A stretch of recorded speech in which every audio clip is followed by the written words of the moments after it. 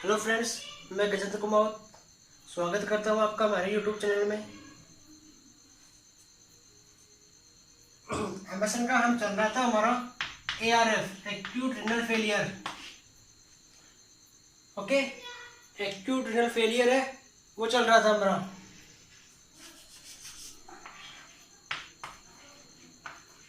अब दिखाई दे रहा है। तो हमने कॉजेज की बात कर ली थी, अब हम देखेंगे फेज। 3 फेज होती है इसकी। सबसे पहली फेज है ओलिगोयूरिया।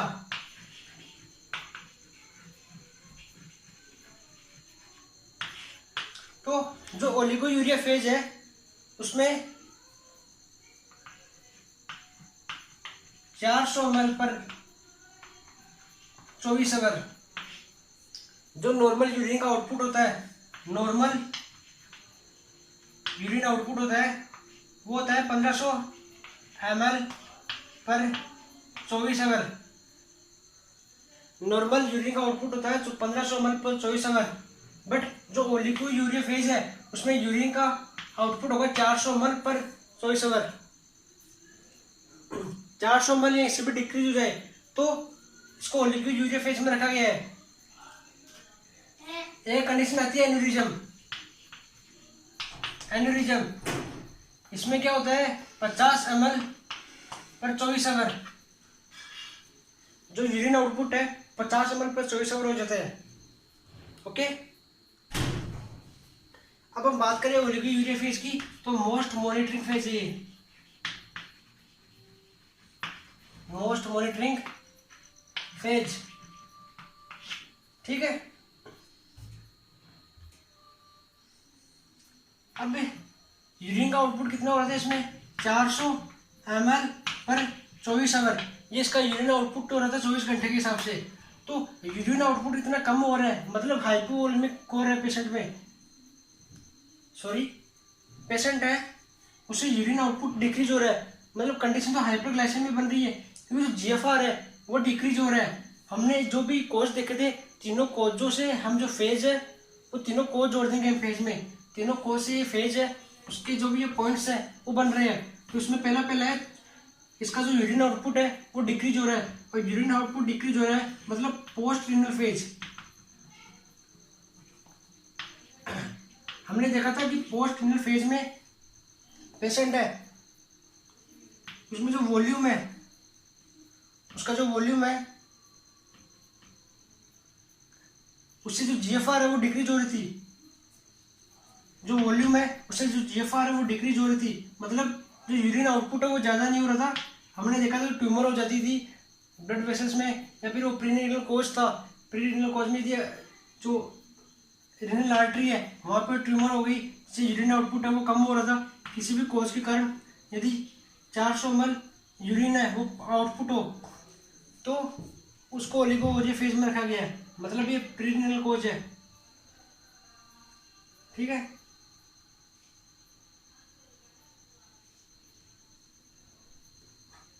क्योंकि जो सिस्टमेटिक सर्कुलेशन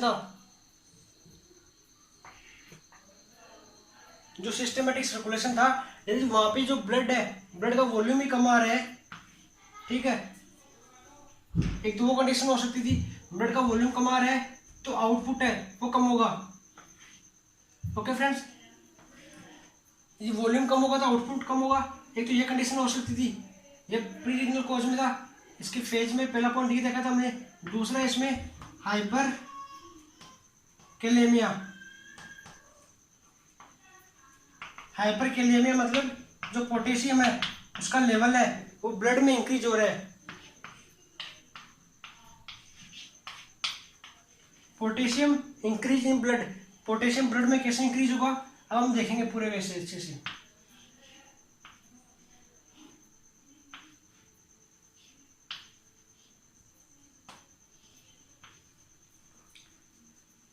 यहाँ पे फिल्ट्रेशन होना था, ठीक है। यहाँ से ग्लोमेरुलर से फिल्ट्रेशन होगा। फिल्ट्रेशन होने के बाद ये जो ब्लड वेसल्स है, ये एफरेंट आर्टरी है, ये एफरेंट आर्टरी है, ये ब्लड को लेके आ रही है, ये ब्लड को लेके जा रही है फिल्टर होने के बाद में। अभी ये आर्टरी, ये जो एफरेंट आर्टरी है ये यहीं से इसके जो पीसीटी है इसके पास में होती है जस्ट, ठीक है, पीसीटी के पास में सिचुएटेड होती है, पास से गुजरती है ये। तो अब पहले कंडीशन आ रही है हाइपरकैलेमिया, ब्लड में कैल्शियम का अमाउंट है वो इंक्रीज हो रहा है। वो इंक्रीज कैसे होगा? अब ये कौन से कोज के कारण है? ये है प्री रीनल कोज के कारण, प्री रीनल कोज के कारण। प्री रीनल कोज के कारण कैसे हो रहा है? प्री रीनल कोज में देखा था हमने, जो वॉल्यूम है वो कम हो रहा था, और वॉल्यूम कम हो रहा था हाइपोग्लाइसेमिया हो रहा था, ठीक है। अब वॉल्यूम कम आएगा तो फिल्ट्रेशन है वो भी कम होगा, और फिल्ट्रेशन कम होगा तो जो पीसीटी है उसमें अमाउंट है, जो फिल्टर होने के बाद जो अमाउंट आता है वो भी कम आता है, ठीक है। इतना देख लिया हमने। अब इसमें जो अमाउंट आएगा वो कम आएगा और स्लोली आएगा, ठीक है, क्योंकि ये तो प्रेशर से आता है, ज़्यादा अमाउंट होता है प्रेशर से आता है, और स्लो अमाउंट होता है तो धीरे धीरे आता है। जैसे कोई नदी है, नदी वो फास्ट बहती है, उसमें हमने फ्रूट रख दिए, मान लो कोई फ्रूट रख दिए, पानी बह रहा है, पानी में हमने फ्रूट रख दिए, फास्ट बह रहा है, फ्लो उसका ज़्यादा होगा तो हम फ्रूट ले नहीं पाएंगे। और यदि जो पानी का स्लो है, वो जो फ्लो है वो डिक्रीज हो रहा है, बहुत स्लोली बह रहा है, तो हम फ्रूट वगैरह वो आसानी से ले लेंगे। तो इसी प्रकार इसमें जो फिल्ट्रेशन होने के बाद जो कैल्शियम आयन आ जाते हैं, कैल्शियम सोडियम जो भी आयन आ जाते हैं, तो जो ब्लड है, ठीक है, जो आयंस है वो ब्लड वेसल्स में इजीली आ सकती है। पीसीटी है उनका रीअब्जॉर्ब करवा देगी ब्लड वेसल्स में, ब्लड वेसल्स में कैल्शियम का रीअब्जॉर्प्शन आसानी से हो जाएगा, और ब्लड वेसल्स में कैल्शियम का रीअब्जॉर्प्शन हो जाएगा तो कैल्शियम का लेवल है ब्लड में इंक्रीज हो जाएगा, क्योंकि यहाँ पे हाइपोवोलेमिक कंडीशन थी। हाइपोवोलेमिक कंडीशन में जो फ्लो है वो डिक्रीज रहेगा, फिल्ट्रेशन है वो कम रहेगी, फिल्ट्रेशन कम रहेगी, फ्लो डिक्रीज, तो इजीली उसको रीअब्जॉर्ब कर लेगी, और रीअब्जॉर्ब ज़्यादा हो जाएगा तो ब्लड में कैल्शियम का लेवल है ज़्यादा हो जाएगा, इसको अपन बोलेंगे हाइपरकैलेमिया। ओके, समझ में आ गया पहला टॉपिक। इसके बाद में बात करें हम हाइपोनेट्रेमिया। हाइपोनेट्रेमिया मतलब ब्लड में सोडियम का लेवल है वो डिक्रीज हो रहा है, ठीक है। अब ये आता है रीनल कोज में, वो कैसे आता है बताता हूं मैं, ठीक है।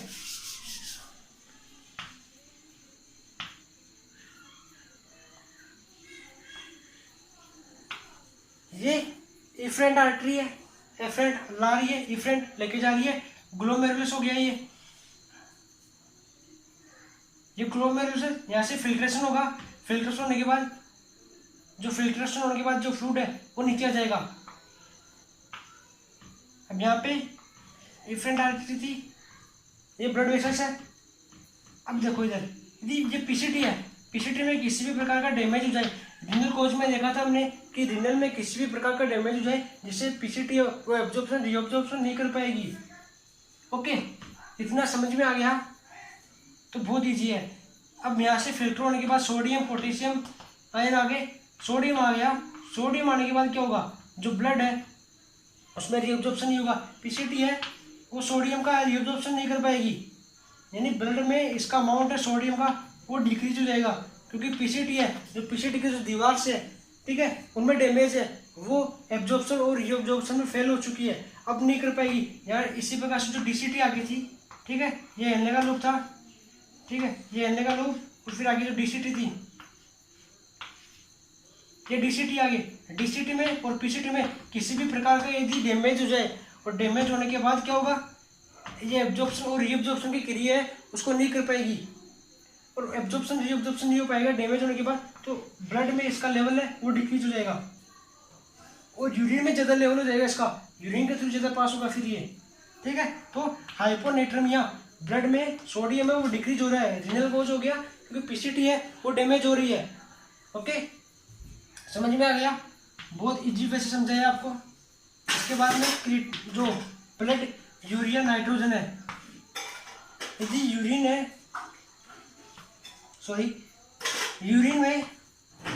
नाइट्रोजन है, ब्लड यूरिन नाइट्रोजन है, उसका लेवल डिक्रीज हो जाए, यह प्री रीनल कोज में ब्लड यूरिन नाइट्रोजन, मतलब ब्लड में यूरिन नाइट्रोजन है उसका लेवल है वो ज़्यादा हो गया। अब वो सिस्टम है, हाइपोवोलेमिक कंडीशन थी तो जो इसका फ्लो है वो डिक्रीज होगा, और फ्लो डिक्रीज होने से इजीली इसको ऑब्जॉर्व कर लेंगे ब्लड वेसल्स है, वो इसको इजीली ऑब्जॉर्व कर लेंगे क्योंकि ये ब्लड वेसल्स है, यहाँ से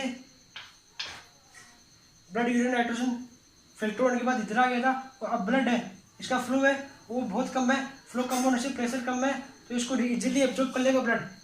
तो ब्लड जो ब्लड है उसमें नाइट्रोजन यूरिया उसका लेवल बढ़ जाएगा तो इसको बोलेंगे ब्लड यूरिया नाइट्रोजन। आगे बात करिए हम इसकी साइन और सिम्टम में हम देखेंगे कि जो ब्लड यूरिन नाइट्रोजन है उसका लेवल यदि बढ़ जाता है, ब्लड में इसका लेवल बढ़ गया तो ये ब्लड ब्रेन बैरियर इसको क्रॉस कर जाएगा, ब्लड ब्रेन बैरियर को क्रॉस कर जाएगा तो क्या होगा, डिजीनेस चक्कर आएंगे व्यक्ति को, और सीजर्स की कंडीशन हो जाएगी। सीजर्स मतलब मिर्गी आने लग जाएगी और चक्कर आने लग जाएंगे, सीजर्स हो जाएंगे, डिजीनेस ऐसी कंडीशन हो जाएगी, ब्लड यूरिन नाइट्रोजन है उसके कारण। ओके, ये ब्लड यूरिन नाइट्रोजन है, इसका नॉर्मल लेवल की बात करें तो ब्लड यूरिन नाइट्रोजन का नॉर्मल लेवल होता है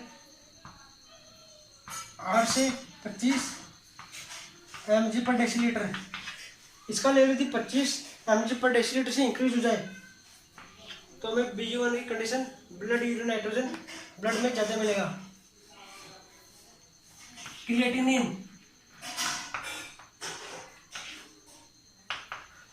क्रिएटिनिन का लेवल यदि यूरिन में ज़्यादा हो जाए, क्रिएटिनिन का लेवल यदि यूरिन में ज़्यादा हो जाए मतलब ये कौन सा कोज है, हम बता सकते हैं कि ये रीनल कोज है, रीनल कोज, क्योंकि इसमें जो पीसीटी डीसीटी है वो एब्जॉर्प्शन और रीअब्जॉर्प्शन में सक्षम नहीं है। ठीक है, तो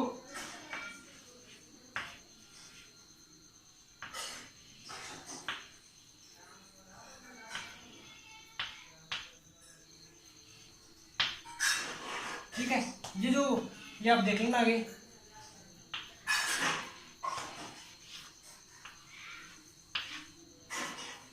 ग्लोमेरुलर फिल्ट्रेशन है, यहाँ से फिल्टर होता है सब ब्लड पूरा। तो हम देख रहे थे क्रिएटिनिन, अब भी फ्लो ज़्यादा होगा, हम बता रहे थे कि फ्लो है वो कम है, और जो फिल्टर होने के बाद फ्लो कम हो रहा है तो इससे इजीली है वो एब्जॉर्ब कर रहे थे।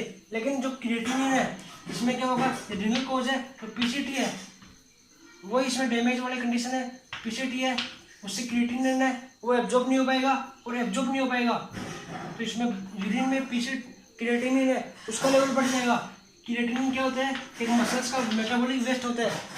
ठीक है, मसल्स का मेटाबॉलिक वेस्ट होता है क्रिएटिनिन, तो उसका लेवल है वो यूरिन में ज़्यादा हो जाएगा, जो फिल्ट्रेशन के दौरान इसका लेवल ज़्यादा हो गया और यूरिन के थ्रू इसका ज़्यादा लेवल पास होगा। इसका जो नॉर्मल लेवल होता है 0.8 से 1.2 mg पर डेसीलीटर होता है। ठीक है, इसका लेवल यदि 1.2 से इंक्रीज हो जाए, 1.2 से लेवल है इसका वो यदि इंक्रीज हो जाए, ठीक है, 1.2 से लेवल इसका यदि इंक्रीज हो जाए, यूरिन में ज़्यादा मिलेगा हमें देखने को, तो क्या होगा। अब एक क्वेश्चन यहाँ था यहाँ पे कि यदि क्रिएटिनिन का लेवल ब्लड में यूरिन में ज़्यादा हो रहा है, क्रिएटिनिन ब्लड के द्वारा एब्जॉर्ब नहीं हो रहा और यूरिन में इसका लेवल ज़्यादा हो रहा है। ठीक है, यूरिन में क्रिएटिनिन इसका लेवल ज़्यादा होगा तो मेटाबॉलिक वेस्ट, आप सोच रहे होंगे कि क्रिएटिनिन यूरिन में ज़्यादा होगा तो ये तो बढ़िया है क्योंकि ये मेटाबॉलिक वेस्ट है, बट ऐसा नहीं होता। एक नॉर्मल वैल्यू इसकी 0.8 से 1.2 वहाँ तक यदि यूरिन के थ्रू पास हो तब तक ठीक रहता है। यदि 1.2 से ज़्यादा हो जाए तो जो किडनी है उसमें डिसफंक्शन की कंडीशन देखने को मिलेगी। किडनी है इतना वर्क करने पर फिर डैमेज होने की पॉसिबिलिटी वो ज़्यादा रहेगी न्यूट्रॉन्स की। ठीक है, तो एक लिमिट तक यदि ये फिल्ट्रेशन होने के द्वारा यूट्यूब के द्वारा एक लिमिट तक 0.12 से नीचे 1.2 से जो वैल्यू है उससे यदि नीचे फिल्टर होने के बाद यूरिन के थ्रू पास हो रहा है तब तो ठीक है। यदि ये वैल्यू ज़्यादा हो गई तो किडनी का जो डिस्फंक्शन है वो देखने को मिलेगा हमें। ठीक है, अब इसके बाद में हम देखें कि पेशेंट है, उसकी जो रीनल है, रीनल कोज हो रहा था, पोस्ट रीनल कोज हो रहा था, उसमें क्या हो रहा था, जो अमाउंट है, सॉरी दिखाई नहीं दे रहा, रीनल कोज है और पोस्ट रीनल कोज है, उसमें क्या होगा, जीएफआर है वो डिक्रीज हो रही थी, फिल्ट्रेशन हो रहा था, फिल्ट्रेशन तो हो रहा था, इसमें कई बार फिल्ट्रेशन नहीं हो रहा था, कई कंडीशन में फिल्ट्रेशन हो रहा था। ओके, यदि फिल्ट्रेशन है वो हो रहा है और यूरिन है, यूरिन वो पास नहीं हो रहा, यदि यूरिन पास नहीं हो रहा तो बॉडी में एडिमा देखने को मिलेगा, क्योंकि बॉडी में हाइपरग्लाइसेमिया कंडीशन बन जाएगी।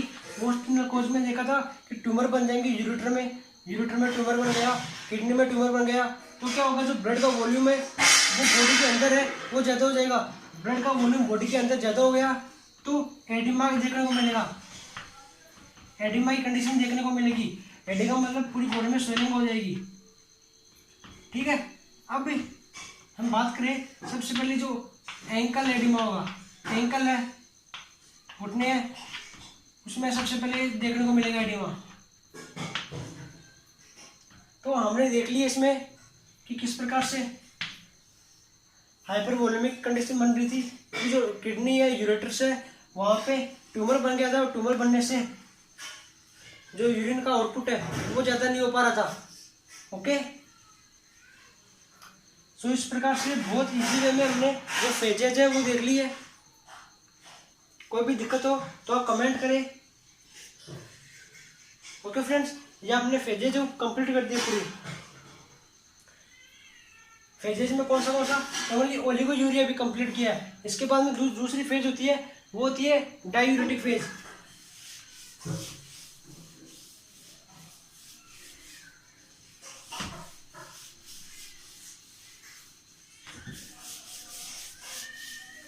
अब हम बात करी थी डायूरेटिक फेज की, तो इसमें क्या होगा,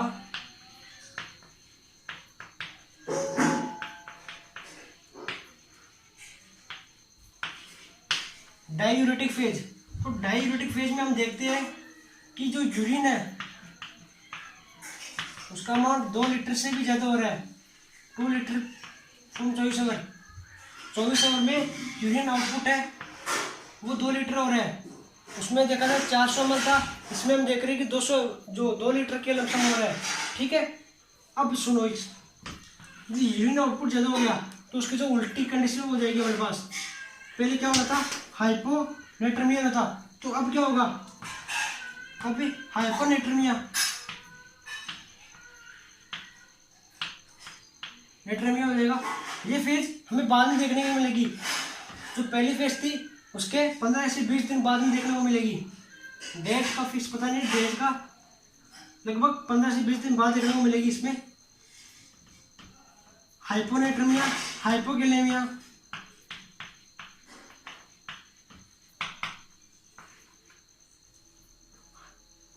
ब्लड यूरिया नाइट्रोजन है वो डिक्रीज हो जाएगा।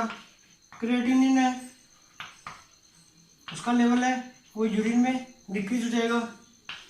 एडिमा नहीं होगा, एडिमा है वो डिक्रीज होगा, मतलब एडिमा है वो नहीं हो पाएगा। अब हम समझाएं इसको कि हाइपरनेट्रेमिया कैसे हो रहा था। अब हम देख रहे थे कि पहले पीसीटी में जो ब्लड फ्लो है वो फास्ट हो रहा था, फिल्ट्रेशन रेट ज़्यादा थी, तो पीसीटी से जो फ्लो है वो ज़्यादा होगा। अब भी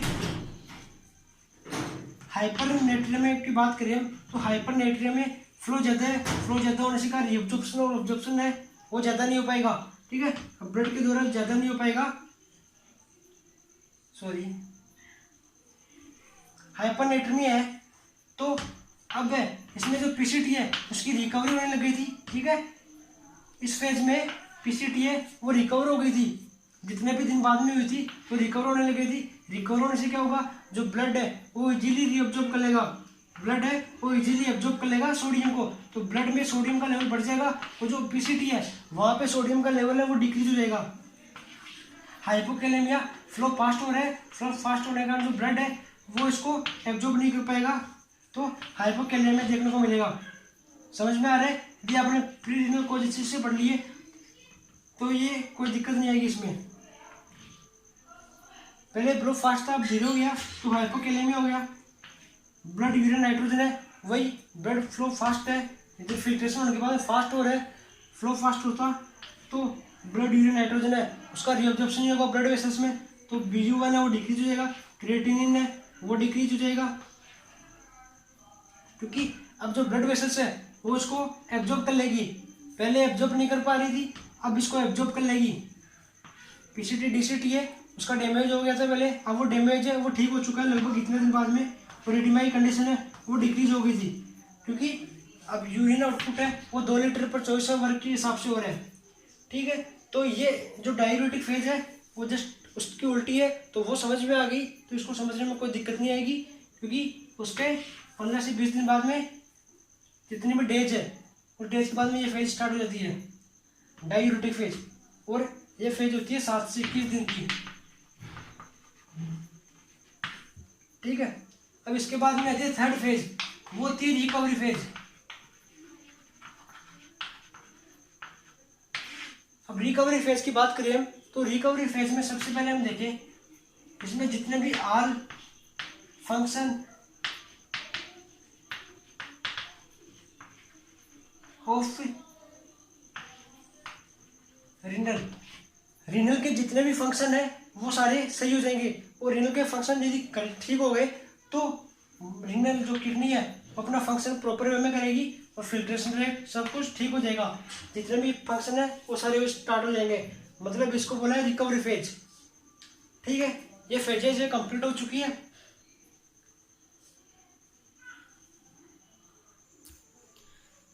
अब यदि साइनो सिम्टम की बात करें हम, तो साइनो सिम्टम है इसका पहला फैटिग, यदि ब्लड में मेटाबॉलिक वेस्ट है उसका लेवल बढ़ गया तो जो सेल्स है ब्लड में मेटाबॉलिक वेस्ट बढ़ गया तो सेल्स के द्वारा एनर्जी प्रोड्यूस नहीं होगी, क्योंकि सेल्स के द्वारा एनर्जी प्रोड्यूस है वो नहीं हो पाएगी, क्योंकि जो ब्लड है उसमें ऑक्सीजन है, ऑक्सीजन के अलावा जो मेटाबॉलिक वेस्ट है वो बहुत ज़्यादा हो रहा है, जिसके कारण फैटिग कंडीशन बन जाएगी, हेडेक, चेस्ट पेन, ब्लड है वो मेटाबॉलिक वेस्ट के कारण जो ब्लड है उसमें इम्प्योरिटी ज़्यादा होगी, तो ब्लड है उसमें इम्प्योरिटी ज़्यादा है, चेस्ट पेन है, जब हेड को ब्लड सप्लाई होगा तो वहाँ पे पेन देखने को मिलेगा हमें, नोजिया वॉमिटिंग कॉमन है, कंफ्यूजन होगी, सब कुछ हो रहा है जो ब्लड में मेटाबॉलिक वेस्ट आ गया उसके कारण। सीजर्स है, ब्लड यूरिन नाइट्रोजन है उसका लेवल इंक्रीज हो गया, तो ये क्या करेगा ब्लड ब्रेन बैरियर को क्रॉस करेगा और सीजर्स उत्पन्न हो जाएंगे, डिजीनेस चक्कर आने लग जाएंगे, एडिमा की कंडीशन बन जाएगी, जब यूरिन आउटपुट ज़्यादा नहीं होगा तो बॉडी में एडिमा की कंडीशन हो जाएगी, ये जो यूरिन आउटपुट ज़्यादा नहीं हो रहा तो फ्लूइड है बॉडी में रह रहा है, स्वेलिंग इन एंकल्स, जब एडिमा होगा तो सबसे पहले उसका साइन होगा, एंकल है वहाँ पे स्वेलिंग हो जाएगी, पेटिंग एडिमा, और शॉर्टनेस ऑफ द ब्रीथिंग है वो अच्छे से प्रॉपर वैसे नहीं हो पाएगी, डिस्पेनिया होगा, डिस्पेनिया होगा, पेनफुल ब्रीथिंग होगी। ओके, अब बात करें हम ये किनके कारण हो रहा था, तो ये उन्हीं के कारण हो रहा था, हमने जो कोजे देखे थे ओलिगोयूरिया, हाइपोनेट्रेमिया हो रहा था, सोडियम है, सोडियम का लेवल ब्लड में कम था, हाइपरकैलेमिया, इनके रीजन की बात करें तो रीजन इनके यही है, हाइपरकैलेमिया हो रहा था, हाइपरकैलेमिया क्यों हो रहा था, पोटेशियम का लेवल है ब्लड में इंक्रीज हो रहा था, उसके कारण ये सिम्टम देखने को मिल सकते हैं। ठीक है, ब्लड यूरिन नाइट्रोजन इनका लेवल इंक्रीज हो रहा था, क्रिएटिनिन है उसका लेवल इंक्रीज हो रहा था यूरिन में। ठीक है, और हाइपरग्लाइसेमिया हो रहा था, हाइपरग्लाइसेमिया मतलब जो यूरिन है जो फ्लूइड है उसका अमाउंट ब्लड में ज़्यादा हो रहा था, जो बॉडी में अमाउंट है वो ज़्यादा हो रहा था फ्लूइड का, तो हाइपरग्लाइसेमिया देखने को मिलेगा। ओके, तो इन्हीं सभी कोजोज के कारण जो साइन और सिम्टम है वो देखने को मिलेंगे, ये साइन और सिम्टम है नॉर्मली देखने को मिलते हैं हमें। ओके फ्रेंड्स, तो हमने इसमें साइन और सिम्टम देख लिए, फेजेस की बात कर ली, सिंपल सा है ये। अब नेक्स्ट लेक्चर में हम बात करेंगे डायग्नोसिस इसके और मैनेजमेंट। डायग्नोसिस और मैनेजमेंट की बात हम अगले लेक्चर में करेंगे। ये आपका कंप्लीट हो चुका है, इतना था।